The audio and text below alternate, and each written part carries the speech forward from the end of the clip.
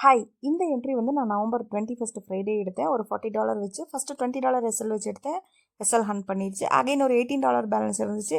அதை வச்சு ஒரு என்ட்ரி எடுத்தேன். அதுவுமே எஸ்எல் ஹண்ட் பண்ணிருச்சு. இந்த வீக் வந்து நான் மொத்தம் 5 என்ட்ரி எடுத்தேன். 3 என்ட்ரி வந்து எனக்கு எஸ்எல் ஹண்ட் பண்ணுச்சு. 2 என்ட்ரி எனக்கு ப்ராஃபிட். பட் ஸ்டில் நான் ப்ராஃபிட்டில் தான் இருக்கேன். அது எப்படின்னா, என்னுடைய ரிஸ்க் ரிவார்ட் ரேஷியோ வந்து ரொம்ப அதிகம்.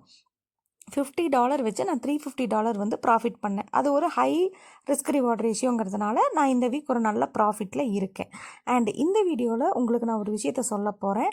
நீங்கள் வந்து பார்ட் டைமாக ஏர்ன் பண்ணணும்னு நினைக்கிறீங்க, ட்ரேடிங் பண்ணணும்னு நினைக்கிறீங்க, எல்லாமே ஓகே, வெல் அண்ட் குட்.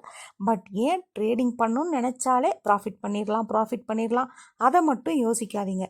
ப்ராஃபிட்டை மட்டும் மைண்டில் வச்சுட்டு ட்ரேடிங்குள்ளே வரணும்னு நினச்சிங்கன்னா தயவு செஞ்சு வராதீங்க. ஓகே, ஏன்னா லாஸ் இல்லாமல் நம்ம ட்ரேடிங் பண்ண முடியாது. ஃபார் எக்ஸாம்பிள், நீங்கள் வந்து இப்போ ஒரு சின்ன ஒரு பிஸ்னஸ் ஸ்டார்ட் பண்ணுறீங்கன்னு வச்சுங்க.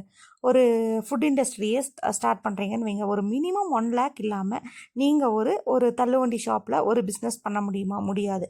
அதுக்கும் நீங்கள் என்ன பண்ணணும்? உங்களுக்கு மேன் பவர் வேணும், பொருள்கள் வாங்கணும், நல்ல பிளேஸ் கிடைக்கணும். அதையெல்லாம் தாண்டி நீங்கள் கொடுக்குற ஃபுட்டு வந்து கஸ்டமருக்கு பிடிக்கணும், டேஸ்ட்டாக இருக்கணும். அப்போனா மட்டும்தான் அடுத்தடுத்து உங்கள் பிஸ்னஸ் வந்து டெவலப் ஆகும். அதே மாதிரி தான் எல்லா தொழிலுமே. ஒரு தொழிலை வந்து நீங்கள் ஃபஸ்ட்டு கற்றுக்கணும், அதுக்கப்புறம் அதில் ப்ராக்டிஸ் பண்ணணும். அப்புறம் தான் அதில் நீங்கள் சக்ஸஸ் பார்க்க முடியும்.